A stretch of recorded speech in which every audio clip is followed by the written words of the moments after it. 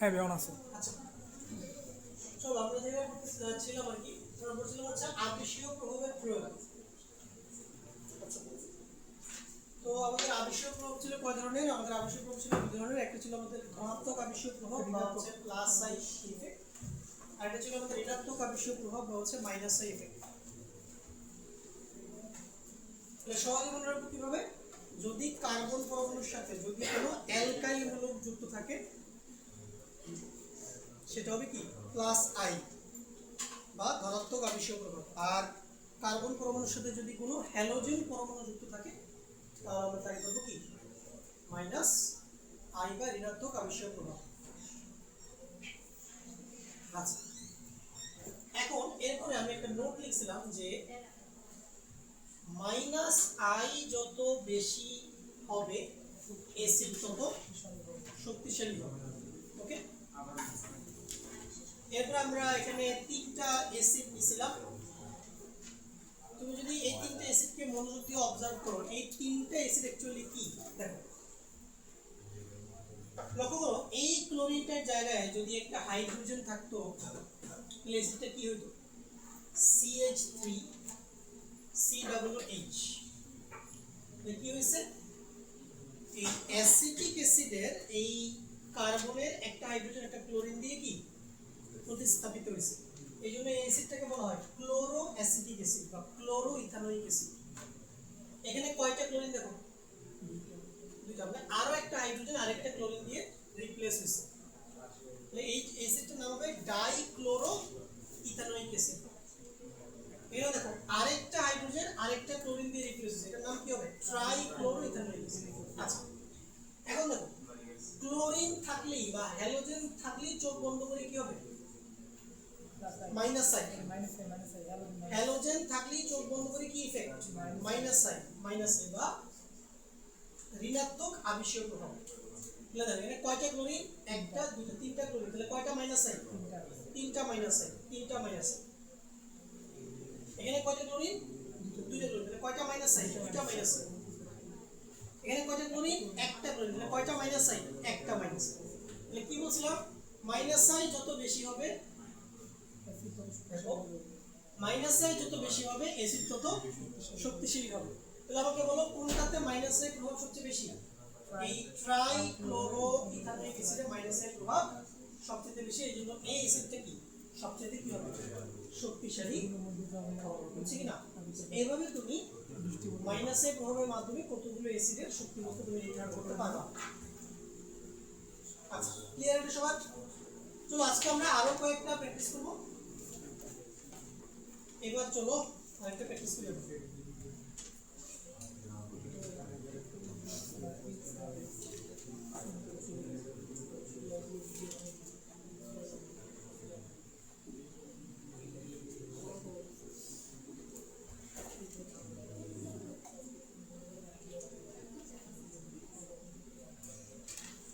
এই কোশ্চেনটা एग्जाम আসবে দেখো।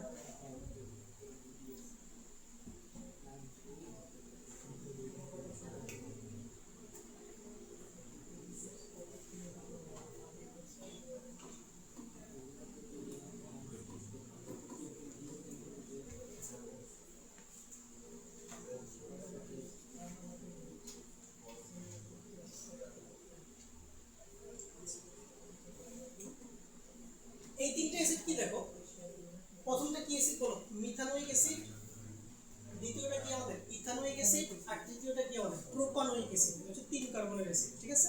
আচ্ছা, তো পরীক্ষায় কোশ্চেন কি আসবে? পরীক্ষায় অবশ্যই আসতে পারে যে মিথানোয়িক অ্যাসিড এবং ইথানোয়িক অ্যাসিডের মধ্যে কে অধিক শক্তিশালী, অথবা আসতে পারে ইথানোয়িক অ্যাসিড এবং প্রোপানোয়িক অ্যাসিডের মধ্যে কে অধিক শক্তিশালী। এটা হচ্ছে আমাদের কোশ্চেন। সো এটার আনসার আমরা কিভাবে দেব? আচ্ছা, সবার আগে লক্ষ্য করো, তুমি দেখবা যে COOH এর সাথে কি যুক্ত। তুমি কি দেখবা? COOH এর সাথে কি যুক্ত? এখানে COOH এর সাথে কি যুক্ত হবে? এই পুরো জিনিসটা যুক্ত না? CH3 CH2 যুক্ত। CH3 CH2 কি ইথাইল না? এটা হচ্ছে একটা অ্যালকাইল মূলক। কি এটা? অ্যালকাইল মূলক, ঠিক আছে? অ্যালকাইল মূলক যুক্ত। আচ্ছা, এবার এখানে লক্ষ্য করো, এখানেও COOH এর সাথে কি যুক্ত? মিথাইল যুক্ত। এটাও কি একটা অ্যালকাইল মূলক। তো আমি অলরেডি তোমাকে বলছি যে COOH এর সাথে যদি অ্যালকাইল মূলক যুক্ত থাকে এটা কি ইফেক্ট হবে? প্লাস আই হবে নাকি মাইনাস আই হবে? বলো, প্লাস আই হবে নাকি মাইনাস আই হবে? প্লাস আই হবে। কি হবে এটা? প্লাস আই হবে। তাহলে আমি কি বলছিলাম? কার্বনের সাথে হ্যালোজেন যুক্ত থাকলে কি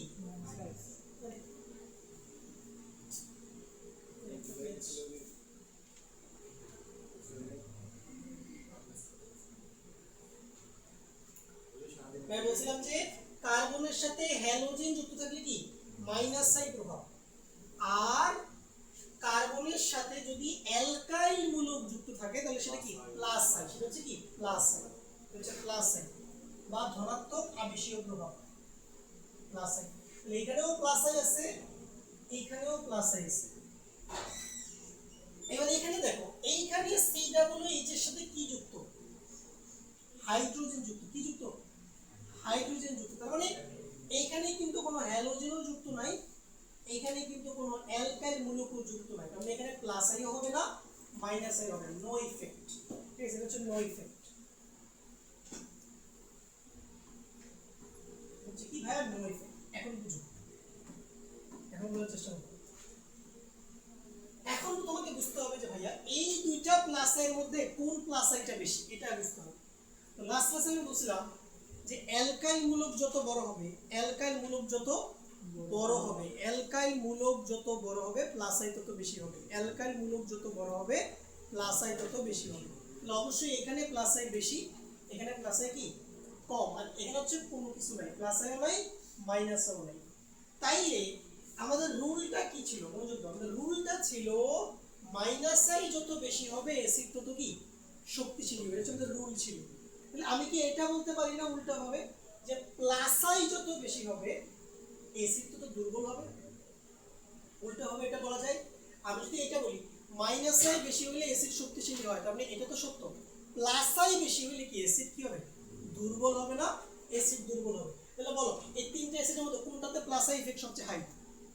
এইটাতে না, প্রোপানোয়িক অ্যাসিড। প্রোপানোয়িক অ্যাসিড সবচেয়ে দুর্বল অ্যাসিড। সবচেয়ে দুর্বল বলতে এই তিনটার মধ্যে কি এটা কি সবচেয়ে কি দুর্বল?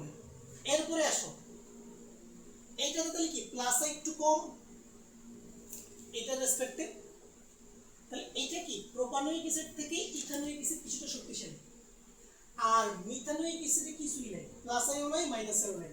তাহলে এইটার স্ট্রেংথ কি হবে? সবচেয়ে বেশি হবে এই তিনটার মধ্যে।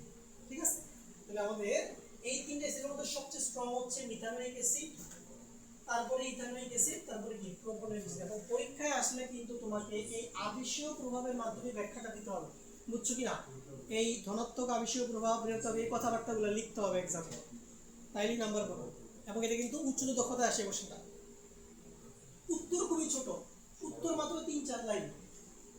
এখানে উত্তর কয় লাইন সেটা ম্যাটার করে না, তুমি সঠিক জিনিসটা লিখতে পারছো না সেটা এখানে গুরুত্বপূর্ণ। তাহলে একদম সিম্পল।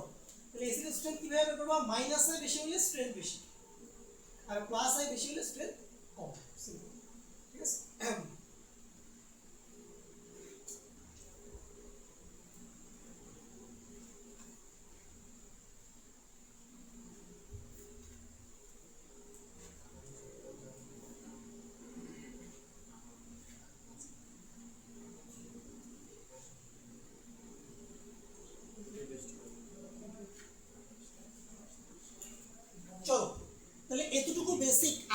তোমার জানলে হয়ে যাবে কাজ, বুঝছো? এতটুকু বেসিক তোমার আপাতত জানলে কাজ হয়ে যাবে। পরবর্তীতে অ্যাডিশনাল ইনফরমেশন লাগলে পরে বলবো। আপাতত তুমি তাহলে এটা মাথায় সেট করো, এই জিনিস মাথায় সেট করো যে ভাইয়া কার্বনের সাথে হ্যালোজেন দেখলে সেখানে মাইনাস আই হবে, কার্বনের সাথে অ্যালকাইল মূলক দেখলে কি হবে? প্লাস আই হবে। মাইনাস আই বেশি হলে অ্যাসিড শক্তিশালী হবে, প্লাস আই বেশি হলে অ্যাসিড কি হবে? দুর্বল হবে। 4টা পয়েন্ট মাথায় রাখলেই হয়ে যাচ্ছে তোমার। আচ্ছা, তাহলে এগুলো আমাদের শেষ, আবিষ্কার আমাদের হয়ে গেছে। আজকে তাহলে আমরা নতুন টপিক পড়ব। আজকে খুবই গুরুত্বপূর্ণ জিনিস আমরা বলবো, খুবই গুরুত্বপূর্ণ জিনিস, সেটা হচ্ছে বিকারক। সবাই হেডলাইন দাও, বিকারক বা রিএজেন্ট। বিকারক বা রিএজেন্ট।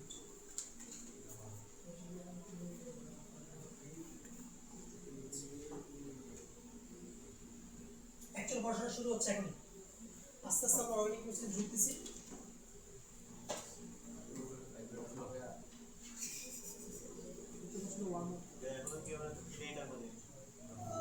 না, আগে তোমার হচ্ছে তোমাকে আমি বেসিক ডেভেলপ করবো। ধরো তুমি যদি এগুলা বেসিক ডেভেলপ না করে ভিতরে পড়া করতে সব মাথার মধ্যে যাবে, তুমি মেকানিজম করতে যাবে সব মাথার মধ্যে যাবে।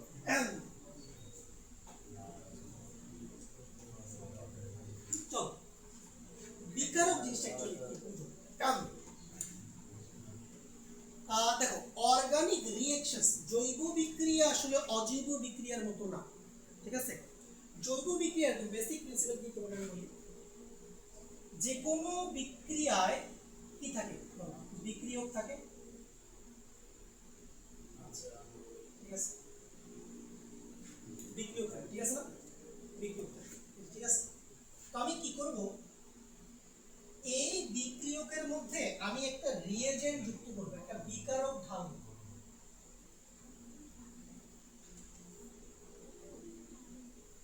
বিকারক আমি যুক্ত করব।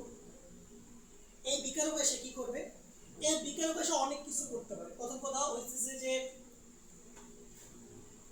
এই বিক্রিয়ক বিকারকের সাথে জোড়া লেগে যেতে পারে, বুঝুন ব্যাপারটা।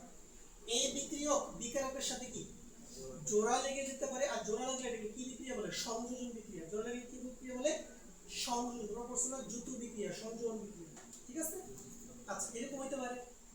আরেকটা সিনারিও কি হতে পারে, এই বিকারক এই বিক্রিয়কের কোনো একটা সার্টেন পরমাণুকে প্রতিস্থাপিত করতে পারে, তাহলে বিক্রিয়াটা কি ধরনের বিক্রিয়া হয়ে যাবে?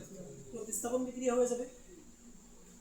ওকে, এরপরে এরকম হতে পারে এই বিকারক এই বিক্রিয়কের কিছু জিনিসপাতি বের করে নিয়ে চলে যাবে, বের করে ফেলবে, অপসারণ, ঠিক আছে না? এলিমিনেশন। আর 4 নম্বর জিনিস হতে পারে সেটা হচ্ছে এই বিকারকটা এই বিক্রিয়কের ভিতরে থাকা যে পরমাণুগুলো আছে তাদের যে অ্যারেঞ্জমেন্টে কি আনতে পারে? পরিবর্তন আনতে পারে, যেগুলোকে আমরা বলতে পারি পুনর্বিন্যাসকরণ বিক্রিয়া। বলছো না সমানুকরণ বিক্রিয়া, পুনর্বিন্যাসকরণ বিক্রিয়া। বেসিক্যালি জৈব বিক্রিয়া 4 প্রকার। কয় প্রকার? 4 প্রকার। একটা হচ্ছে সংযোজন, প্রতিস্থাপন, অপসারণ, পুনর্বিন্যাসকরণ। তো আমরা প্রথম 3টা পড়ব, বেসিক্যালি এটা পরে আসবে আস্তে আস্তে বিক্রিয়া মেকানিজম। তাহলে বুঝো, তাহলে বিকারক তাহলে কি করতেছে?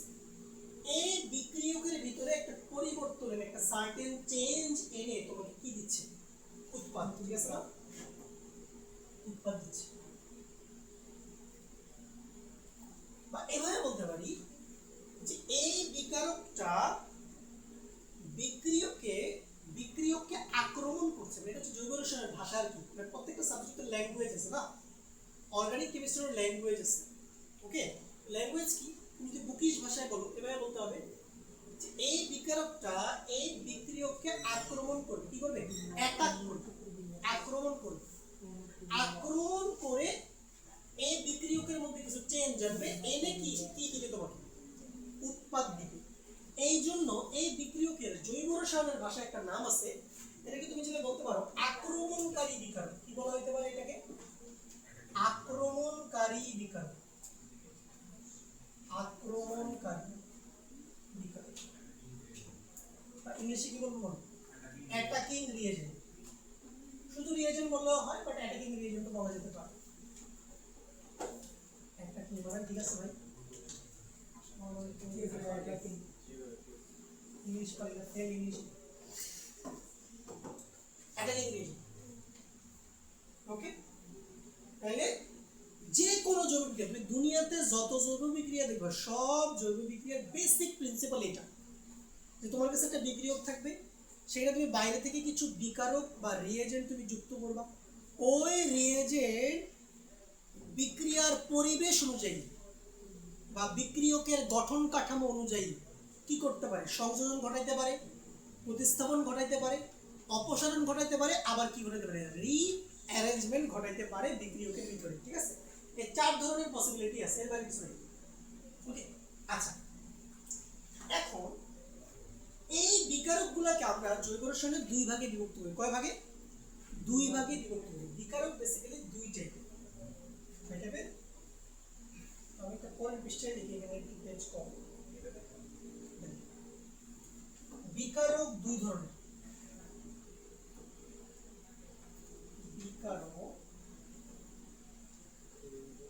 2 ধরনের।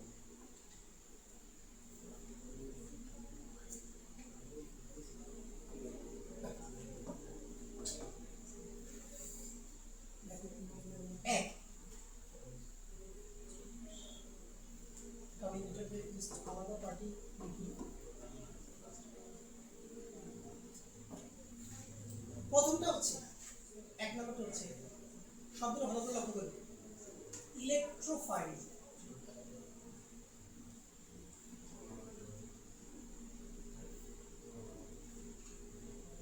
বাংলা কি বলবো দেখো, শব্দ শিখে নাও। ঠিক আছে, এই শব্দ তুমি সব জায়গায় পাবে এখন থেকে, বারবার আমরা ইউজ করবো শব্দগুলো। ইলেকট্রোফাইল, ইলেকট্রোফাইল বা ইংলিশে বলবে এভাবে ইলেকট্রো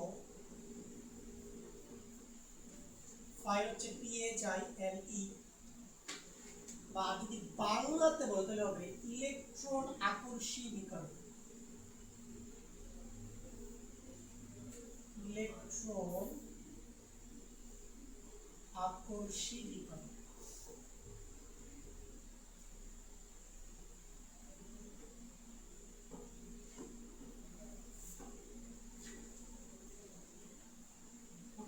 আচ্ছা, এখন এই জিনিসটাতে 2টা ওয়ার্ড আছে, পুরো ইলেকট্রোফাইল শব্দটার মধ্যে 2টা শব্দ আছে। আমি দুটো শব্দকে আলাদা করি, একটা হচ্ছে ইলেকট্রন, প্রথম অংশের শব্দটা, দ্বিতীয় অংশটা হচ্ছে ফাইল। ইলেকট্রো শব্দটা আসছে ইলেকট্রন থেকে, ইলেকট্রো শব্দটা আসছে ইলেকট্রন থেকে। এরকম সিম্পল। ফাইল শব্দটার সাথে আমরা অলরেডি পড়ছি, আমরা পড়ছি না হাইড্রোফিলিক, লিপোফিলিক, এই টাইপের শব্দগুলো আমরা আগে পড়ছি না। হাইড্রোফিলিক কি ছিল? পানি আকর্ষী। ঠিক আছে না? হাইড্রোফোবিক কি ছিল? পানি বিকর্ষী। তাহলে আমি যদি বলি ইলেকট্রোফাইল, তার মানে ইলেকট্রন আকর্ষী, মানে যে ইলেকট্রনকে ভালোবাসে। তাহলে এখানে ফাইল শব্দের অর্থ কি? অ্যাট্রাকশন বা ভালোবাসা, তুমি যেটাই বলো, ভালোবাসাই লিখো না।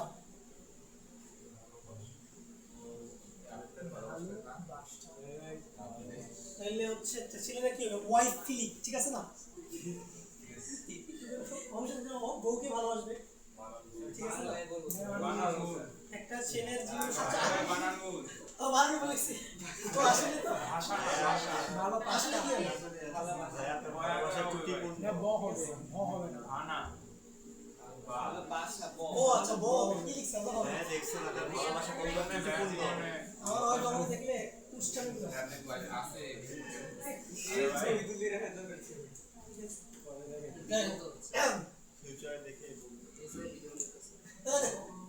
ইলেকট্রোফাইল শব্দ হচ্ছে যে ইলেকট্রনকে ভালোবাসে, যে ইলেকট্রনকে ভালোবাসে তাকে আমরা কি বলবো?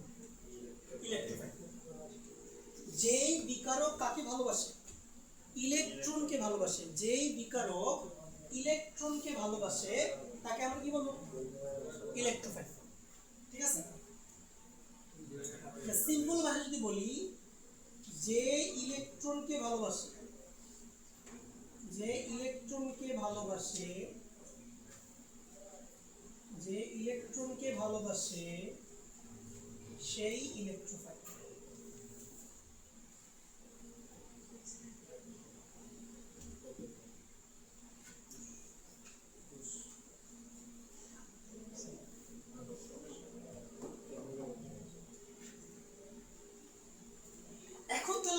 এটা দাঁড়ালো যে প্রশ্ন ইলেকট্রনকে ভালোবাসবে কারা, প্রশ্ন হচ্ছে এটাই। তাহলে আমাকে এমন কোন রাসায়নিক সত্তা খুঁজে বের করতে হবে যে কাকে ভালোবাসবে, ইলেকট্রনকে ভালোবাসবে। তাকে আমি কি নাম দিয়ে দেবো, ইলেকট্রোফাইল নাম দিয়ে দেবো, আর কিছুই না। তোমার কাছে মনে করো ওরে ভাই ইলেকট্রোফাইল কি একটা ফ্যান্সি ওয়ার্ড, শব্দটা প্রথম প্রথম শুনে পশ একটা ওয়ার্ড, কি না কি আছে কিছুই না, ঠিক আছে। অর্গানিকের শব্দগুলো জটিল, বাট তুমি যদি প্রত্যেকটা শব্দের মিনিং বুঝো দেখবে যে জিনিসগুলো খুব সিম্পল।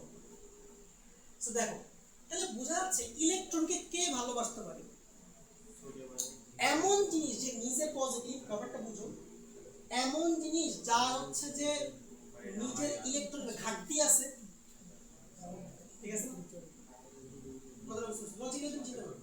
যার ইলেকট্রনের ল্যাকিংস আছে সেই তো কাকে ভালোবাসবে, ইলেকট্রনকে ভালোবাসবে।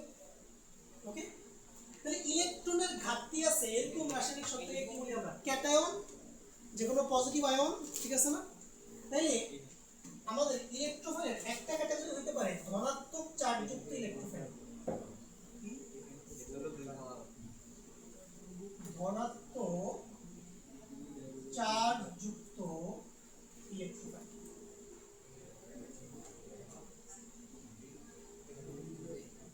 ঠিক আছে, এই লিস্টে কে থাকতে পারে, কিছু সিম্পল কিছু ইলেকট্রোফাইল আমি তোমাকে এখন লিখে দিব, এই ইলেকট্রোফাইলগুলো তোমরা বারবার ইউজ করবে। সর্বপ্রথম আসো Cl পজিটিভ, তো পেট্রোলিয়াম জিনিস ক্লোরিনকে সচরাচর আমরা Cl মাইনাসে দেখে অভ্যস্ত, কিন্তু মনে রাখবা হ্যালোজেনগুলোর মধ্যে একমাত্র ফ্লোরিন ছাড়া বাকি সবাই কিন্তু ধনাত্মক ধারণ অবস্থায় থাকতে পারে, বুঝছি না, ফ্লোরিন পারে না। ফ্লোরিন হচ্ছে পেরিওডিক টেবিলের সবচেয়ে বেশি কি তড়িৎ ঋণাত্মক মৌল, ফ্লোরিন থেকে ইলেকট্রন কেড়ে নিতে পারবে না কেউ। ক্লোরিন থাকতে পারে প্লাস, হ্যাঁ ক্লোরিনের নামে 7 প্লাস থাকে, না না plus a plus 1 plus 3 plus 5 plus 7 চারটি সম্ভব। এরপরে আসো NO2 পজিটিভ, NO2 পজিটিভ এটা। এরপরে আসো CH3 পজিটিভ, এরপরে আসো CH3CO পজিটিভ,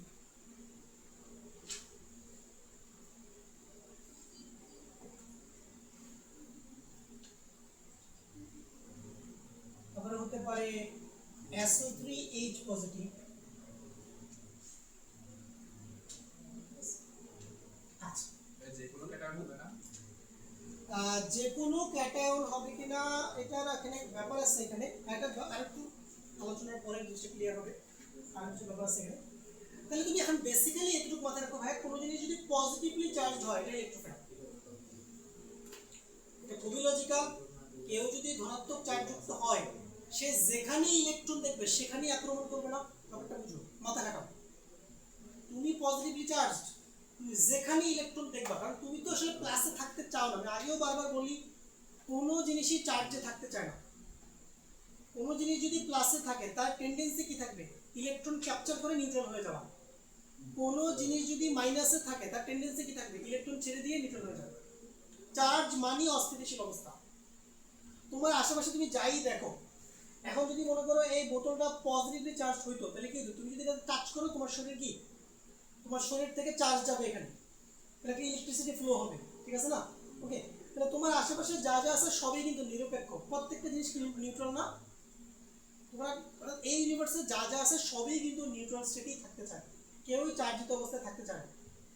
আচ্ছা, তাহলে এটা বেসিক বুঝলাম আমরা যে প্লাস দেখলে সেটা কি হবে, ইলেকট্রোফাইল। আচ্ছা, এখন চার্জ ছাড়াও ইলেকট্রোফাইল হতে পারে, সেটা হচ্ছে প্রসম ইলেকট্রোফাইল। প্রসম বা নিরপেক্ষ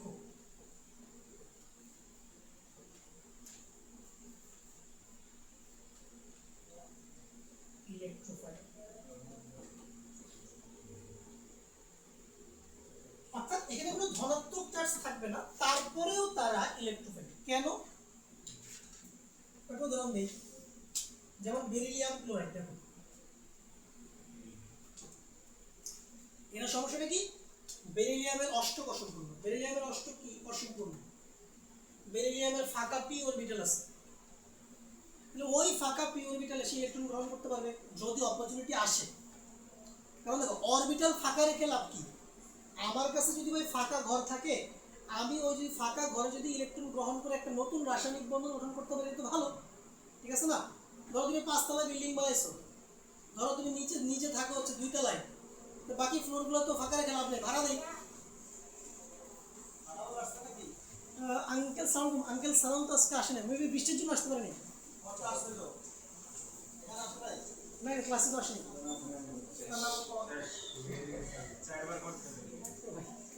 তোমার কট খাই, ঠিক আছে?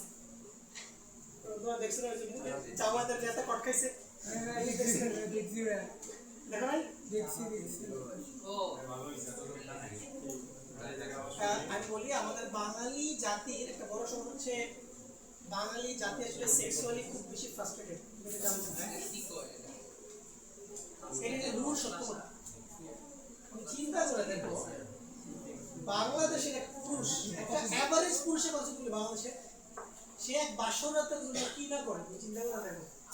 সে 24 বছর ধরে পড়াশোনা করে, চাকরি করে, এটা তো বলছি। এগুলা কেন হচ্ছে বাংলাদেশে? ধরো 2 দিন পর পরই এইখানে এই হোটেলে আটক, ওই হোটেলে আটক, এখানে আটক, সেখানে আটক, এগুলো এখন অহরহ ঘটতেছে না?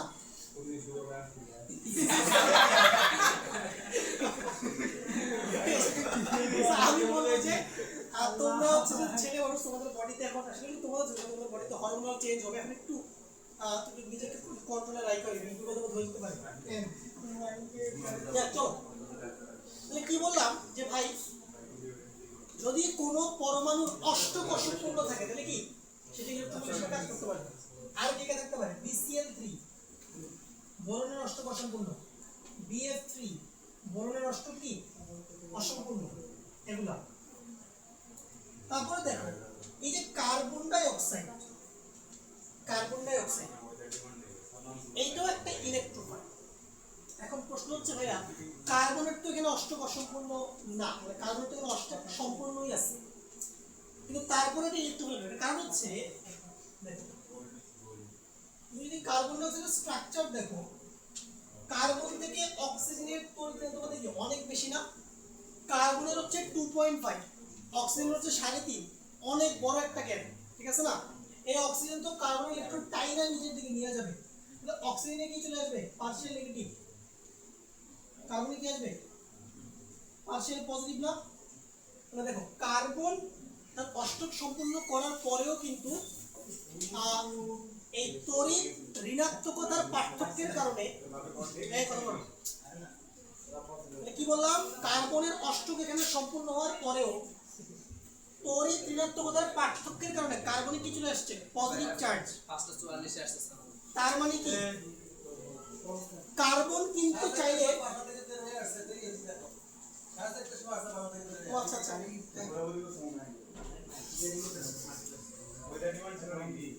সাধারণ যদি মানুষ হয়, রাব্বুর যদি মানুষ বাঙালিকে ধন্যবাদ দিতে হবে। দেখো এখানে কার্বনের অষ্টক অসম্পূর্ণ হওয়ার পরেও কার্বনে কি আসতেছে? Positive charge.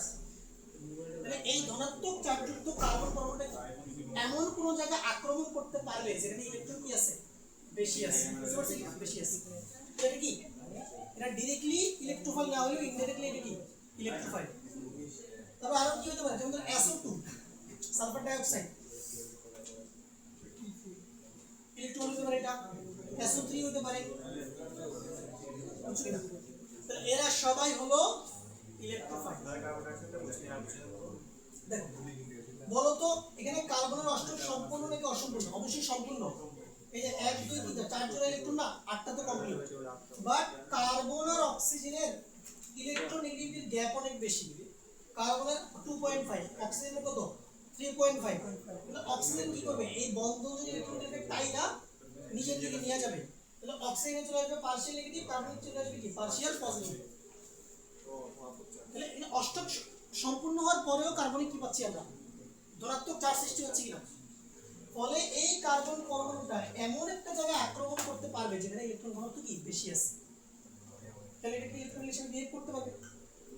রাসায়নিক বিক্রিয়াতে আমরা দেখব সামনে একটা মেকানিজম দেখব যে কার্বন ডাইঅক্সাইড কিভাবে ইলেকট্রন হিসেবে বিহেভ করে। তো আরো কি হতে পারে? SO2 সেম, সালফার আর অক্সিজেনের মধ্যে ইলেকট্রোনেগেটিভিটির গ্যাপ অনেক বেশি। SO3 এখানেও সেম কাহিনী। এইগুলো ভালো করে এই উদাহরণগুলো মুখস্থ রাখবা, এখানে তোমার MCQ আসবে যে নিচের কোনটি ইলেকট্রোফাইল। বুঝছি না একটা এমসিকিউ তুমি কমন পাবাই গ্যারান্টি দিয়ে লিখে তুমি কলেজে পরীক্ষা একটা এমসিকিউ আসবে অ্যাডমিশন টেস্টে আসতে পারে বোর্ড পরীক্ষা আসবে একটা এমসিকিউ থাকবে এগুলো থেকে নিচের কোনটি ইলেকট্রোফাইল ভালো করে এগুলো উদাহরণগুলো কি মুখস্থ রাখবা ঠিক আছে আর মুখস্থ না রাখলেও প্লাসের কোনো তো সমস্যা নেই প্লাস দেখলেই বুঝবা এই খালি হচ্ছে যেগুলো নিরপেক্ষ যৌগ এগুলো একটু মনোযোগ দিয়ে মুখস্থ রাখতে হবে ক্লিয়ার ইলেকট্রোফাইল কাহিনী সিম্পল চলো তাহলে একটা বিকারক আমাদের ক্লিয়ার এখন আমরা পরের বিকারকটা পড়বো 2 নম্বরটা এটাকে আমরা বলবো নিউক্লিওফাইল নিউক্লিওফাইল নিউক্লিওফাইল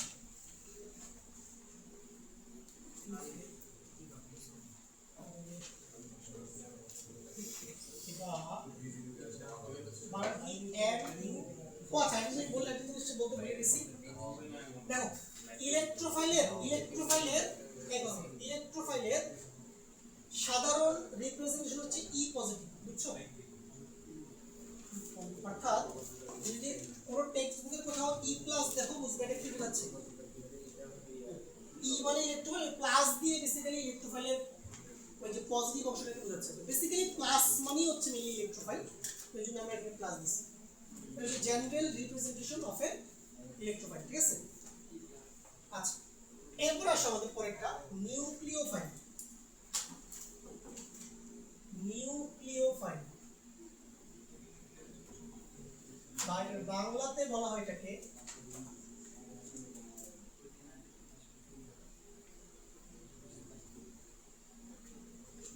কেন্দ্রাকর্ষী বিকারক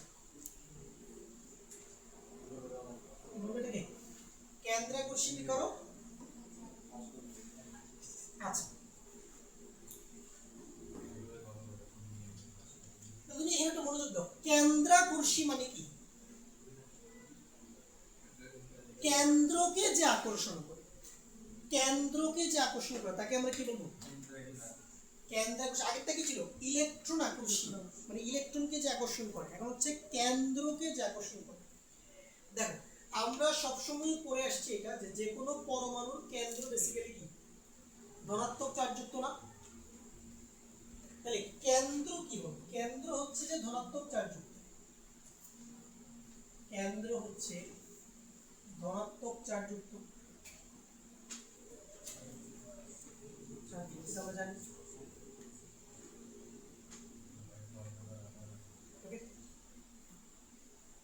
এখন এইটা যে পরমাণুর কেন্দ্র হইতে ব্যাপারটা কিন্তু এরকম না মানে ধনাত্মক চার্জযুক্ত কোনো পরমাণুকে কি বলবো কেন্দ্র সিম্পল কথা ঠিক আছে এটা কিন্তু পরমাণুর কেন্দ্র না অ্যাকচুয়ালি মানে ধনাত্মক চার্জযুক্ত কোনো পরমাণুকে কি বলবো কেন্দ্র আচ্ছা এখন তুমি লজিক্যালি একটু মাথা খাটায় বলো তো ধনাত্মক চার্জযুক্ত বা কোনো জিনিসকে আকর্ষণ করবে কে অবশ্যই কি ঋণাত্মক চার্জযুক্ত কোনো জিনিস সিম্পল জিনিস তাহলে কেন্দ্রকে যে আকর্ষণ করবে তাকে কি ধরনের চার্জযুক্ত হতে হবে ঋণাত্মক চার্জযুক্ত হতে হবে তার মানে মোদ্দা কথা হচ্ছে ঋণাত্মক চার্জযুক্ত যে কোনো আয়ন দেখলেই এটাকে আমরা কি বলবো নিউক্লিওফাইল ঠিক আছে ধনাত্মক চার্জযুক্ত কিছু দেখলে এটাকে কি বলবো ইলেকট্রোফাইল আর ঋণাত্মক চার্জযুক্ত কিছু জিনিস দেখলে আমরা কি বলবো নিউক্লিওফাইল সিম্পল জিনিস ঠিক আছে নিউক্লিওফাইল নিউক্লিওফাইল এর জেনারেল রিপ্রেজেন্টেশন হচ্ছে এটা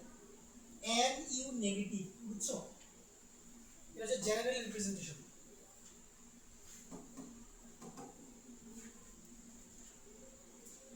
তাহলে সিম্বল এভাবে মানা হয় ইলেকট্রোফাইল পজিটিভ নিউক্লিওফাইল কি negative electrophile positive nucleophile negative আচ্ছা এখন ইলেকট্রোফাইল যেমন দুইটা ক্যাটাগরির হয় নিউক্লিওফাইলও ক্যাটাগরিতে বিভক্ত দুইটা ক্যাটাগরি প্রথম ক্যাটাগরিটা কি ঋণাত্মক চার্জযুক্ত নিউক্লিওফাইল প্রথম হচ্ছে ঋণাত্মক চার্জযুক্ত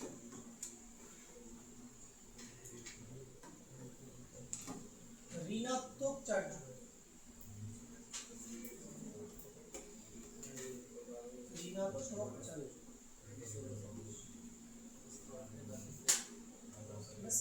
NU মাইনাস দিয়ে কি যোগ হবে মানে মৌলকে বুঝাইছেন NU যদি কি বুঝাচ্ছি মৌলকে বুঝাইছেন নাকি না না NU মাইনাস মানে ধরো এখানে তুমি NU যে জেনুইন থাকতে পারে OH নেগেটিভ O2 নেগেটিভ এরকম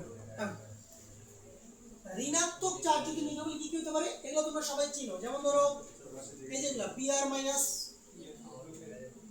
যে কোনো হ্যালোজেনের যদি জানো জেনারেলি নেগেটিভ চার্জ থাকে Cl minus F minus I minus, ঠিক আছে? এরা সবাই কি নিউক্লিওফাইল, ঠিক আছে? নিউক্লিওফাইল মানে এরা কোথায় অ্যাটাক করবে? এরা কোথায় অ্যাটাক করবে? যেখানে পজিটিভ আছে ওখানে এরা গিয়ে কি করবে? অ্যাটাক করবে, ঠিক আছে? এরা গিয়ে অ্যাটাক করবে। এরপর দেখো OH মাইনাস, এটা হতে পারে খুবই পরিচিত, তুমি ইউজ করবে আমরা প্রায় এটা। তারপরে হতে পারে Cn মাইনাস, ঠিক আছে? Cn মাইনাস,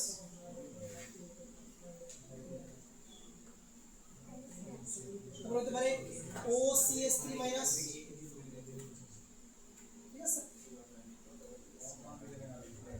এগুলো হচ্ছে আমাদের কিছু পরিচিত নিউক্লিওফাইল যেগুলো তুমি সচরাচর দেখবে অলওয়েজ। এটা হচ্ছে মিথক্সাইড আয়ন, কারণ মাইনাসটা অক্সিজেনের মাথায় যায়।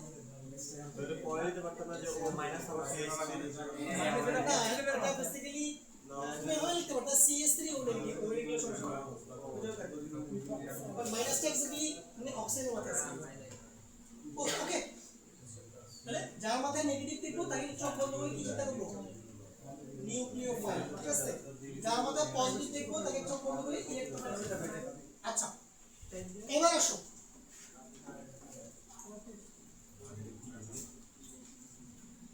এবার হচ্ছে প্রসম বা নিরপেক্ষ নিউক্লিওফাইল। প্রসম বা নিরপেক্ষ,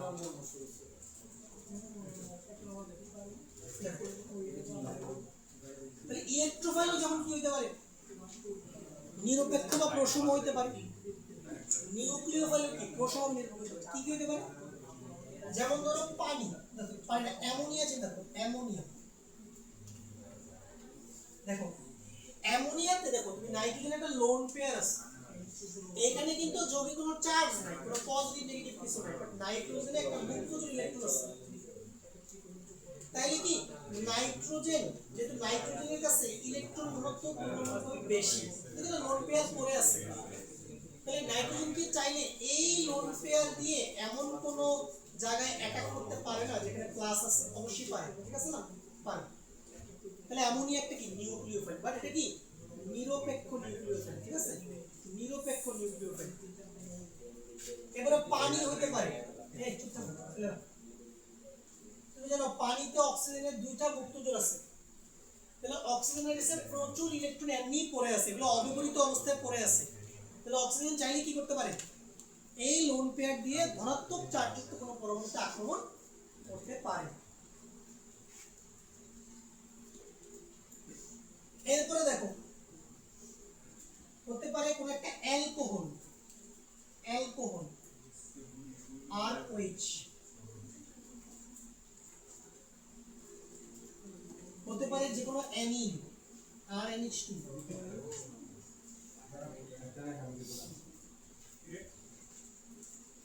এগুলো হচ্ছে আমাদের কি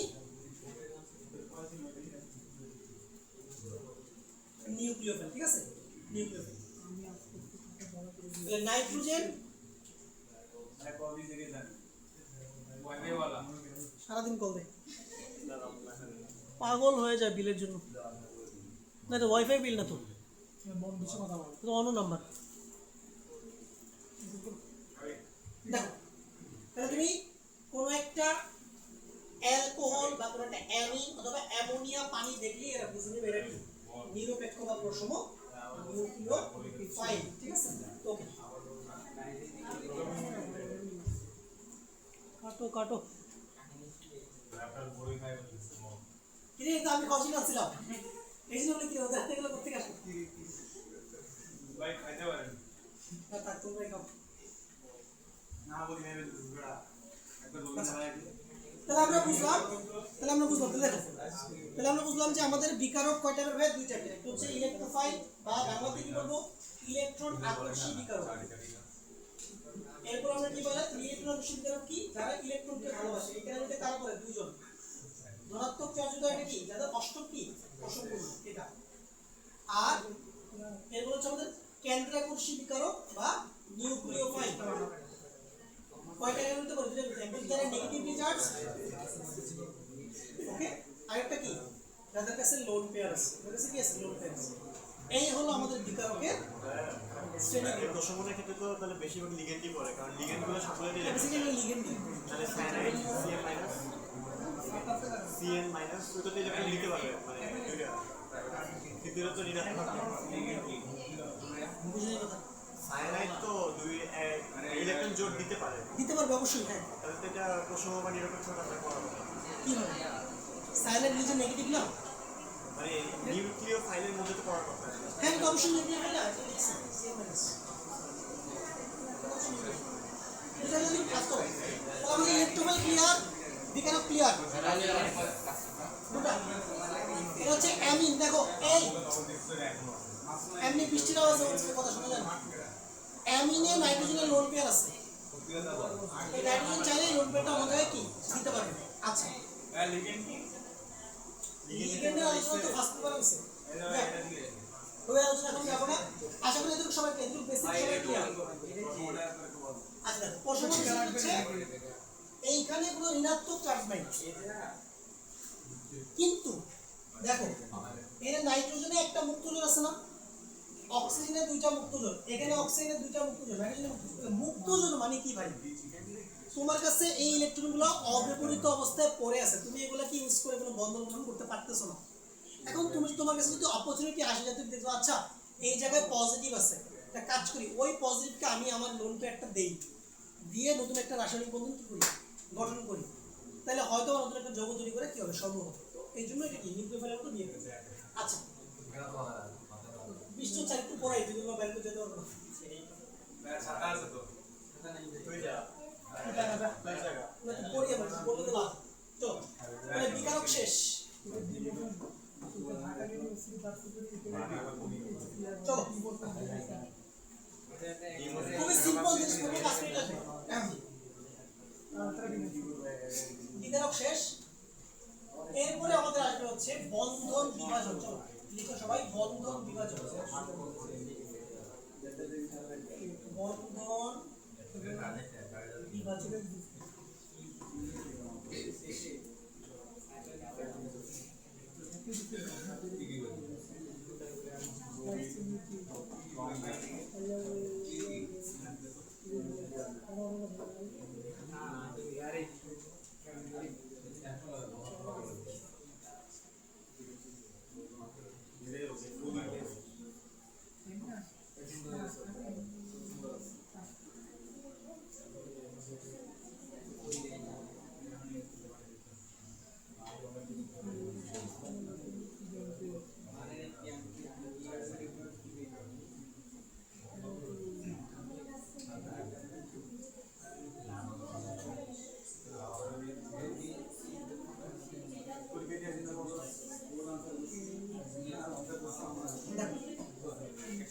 তুমি জানো যে কোনো বিক্রিয়াতে বেসিক বিক্রিয়াগুলো কিভাবে হবে, কিছু বন্ধন ভাঙবে, কিছু নতুন বন্ধন কি তৈরি হবে। এইটা হচ্ছে যে কোনো রাসায়নিক বিক্রিয়ার বেসিক আইডিয়া। তো আমাদের অর্গানিক কেমিস্ট্রিতে আমাদের কি করতে হবে, যখন আমরা বিক্রিয়ার মেকানিজম বা ক্রিয়া কৌশল করব, তো আমাকে কিছু বন্ধন ভাঙতে হবে, কিছু নতুন বন্ধন কি আমাকে তৈরি করতে হবে। আচ্ছা এখন অর্গানিক কেমিস্ট্রিতে বন্ধন বিভাজন বেসিক্যালি দুইভাবে ঘটে, একটা হচ্ছে সুষম বিভাজন, সুষম বিভাজন, আচ্ছা আরেকটা হচ্ছে আমাদের বিষম বিভাজন।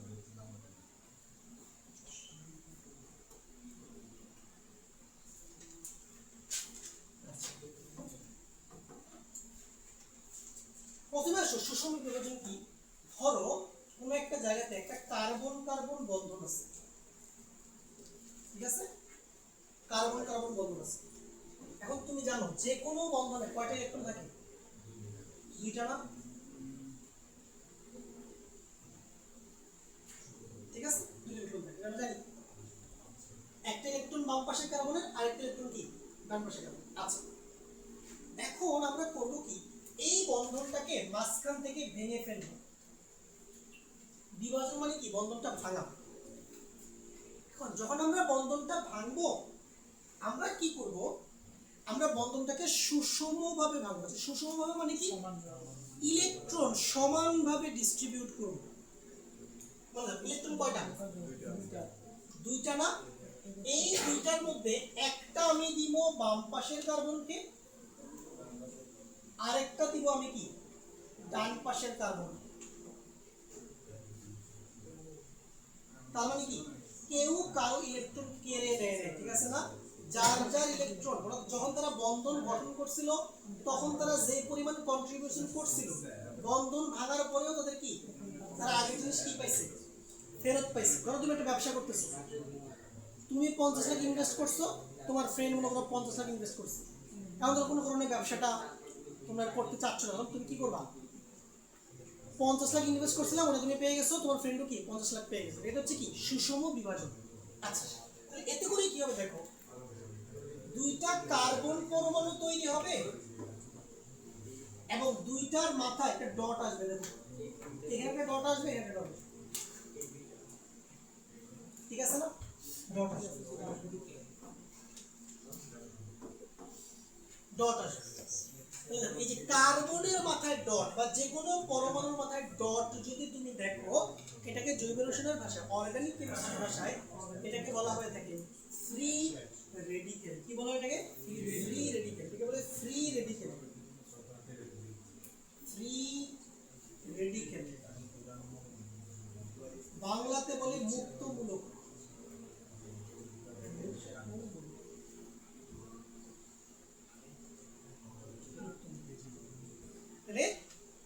বন্ধনের সুষম বিভাজনের ফলে কি উৎপন্ন হয়?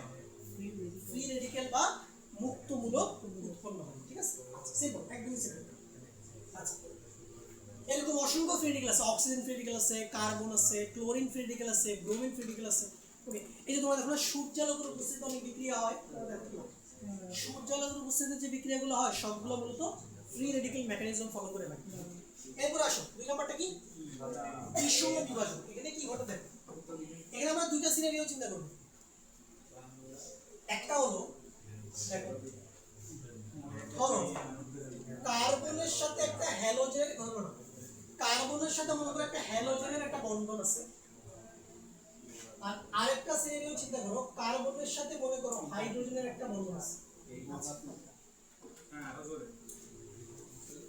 এখন লক্ষ্য করো, তুমি এটা অলরেডি জানো যে কার্বন আর হ্যালোজেনের মধ্যে, কার্বন আর হ্যালোজেনের মধ্যে হ্যালোজেনের তড়িৎ ঋণাত্মকতা বেশি, ঠিক আছে না?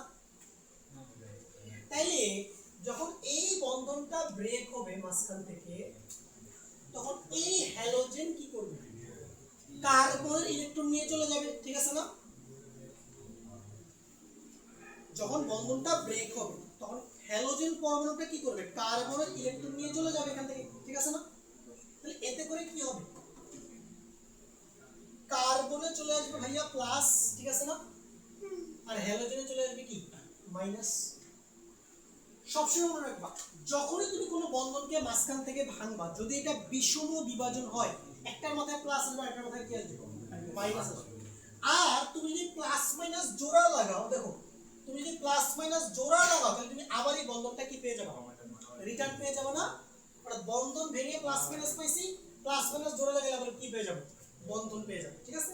আচ্ছা, এবার মনোযোগ দিয়ে তুমি দেখো, কার্বনে পজিটিভ চার্জ, কার্বনে কি চার্জ?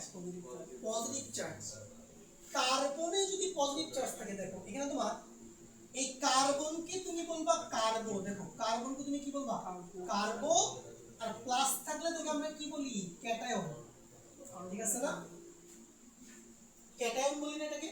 তাহলে কার্বনে প্লাস থাকলে এখন থেকে যখনই তুমি কার্বনের মাথায় প্লাস দেখবা, ঠিক আছে, এটাকে তুমি বলবা কার্বো ক্যাটায়ন। কি বলবা এটাকে? Carbo cation. Is called carbo cation, is called carbo. তাহলে কার্বনে প্লাস দেখলি এটা কি কি এখন থেকে কি চিন্তা করব? অর্গানিক পরমাণু, এটাকে বলবো কার্বো ক্যাটায়ন। তাহলে কার্বনের ডট দেখলে এটাকে কি বলবো? কার্বন ফ্রি রেডিকেল, ঠিক আছে না? কার্বনের প্লাস দেখলে এটাকে কি বলবো? কার্বো ক্যাটায়ন। চলো এটা ক্লিয়ার। এবার এইখানে আসো, এবার মনে করো কোন একটা জায়গাতে একটা কার্বন হাইড্রোজেন বন্ধন আছে। আমি হ্যালোজেনটা কি কিছু বলবো না? হ্যালোজেনের আমার কোনো কাজ নেই, হ্যালোজেন তো গায়েব হয়ে যাবে এখান থেকে। মেইন খেলাটা খেলবে হচ্ছে কার্বন। তাহলে এখানে রোল দেখো তুমি জানো কার্বনের তড়িৎদ্রান্তকতা কত 2.5 হাইড্রোজেনের কত 2.1 ঠিক আছে না এইবার দেখ উল্টা কাহিনী না এইবার কার তড়িৎদ্রান্তকতা বেশি কার্বনের বেশি না তাহলে এইবার যদি আমি এই বন্ধনটাকে মাঝখান থেকে ব্রেক করি এবার কি কাহিনী হবে এবার কার্বন কি করবে হাইড্রোজেনের ইলেকট্রন নিয়ে চলে যাবে ঠিক আছে না যেহেতু তার কি বেশি তড়িৎ ঋণাত্মকতা বেশি এবার কাহিনী হবে উল্টা এবার কার্বনে আসবে মাইনাস হাইড্রোজেনে কি আসবে প্লাস আর সিম্পল হিসাব ভাই যার তড়িৎ ঋণাত্মকতা বেশি তার মাথায় মাইনাস হাইড্রোজেনের মাথায় কি প্লাস এবার লক্ষ্য করো কার্বনে আমরা মাইনাস পাচ্ছি তাহলে কার্বনের জন্য কি উচ্চারণ করব কার্বো উচ্চারণ করব ঠিক আছে না কার্বো আর মাইনাসের জন্য আমরা কি বলি বলো তো কি অবস্থা ভাই তোমার ঘুমাচ্ছ কেন দেখো কার্বনের জন্য কার্বো আর মাইনাসের জন্য কি এখন অর্গানিক কেমিস্ট্রির একটা সুন্দর একটা নিয়ম আছে নিয়ম হচ্ছে দুইটা ভায়োল কখনো পাশাপাশি থাকতে পারবে না ভায়োল কয়টা কি ভায়োল দুইটা বলে সিধা ভায়োল পাঁচটা এই একটা কি জানি কনসোনেন্ট কি জানি বল বাকি বলে কনসোনেন্ট নাকি আচ্ছা দেখো ভায়োল ছিল কোনো ওয়ার্ড হয় না ভাওয়েল ছাড়া তো ওয়ার্ড হবে না আচ্ছা তো অর্গানিক কেমিস্ট্রির নিয়মটা হচ্ছে দুইটা ভাওয়েল পাশাপাশি থাকতে পারবে না এই যে একটা ও একটা এ একটাকে বাদ দিতে হবে কোনটাকে বাদ দিও প্রথমটা বাদ ওটাকে বাদ দিলে কি পাই C A R B O R A N I O spelling B carbon ion Bangla কি বলবো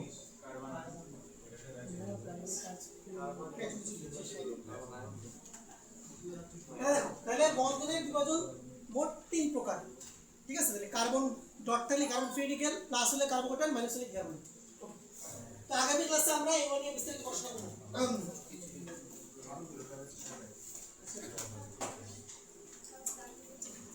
করব স্যার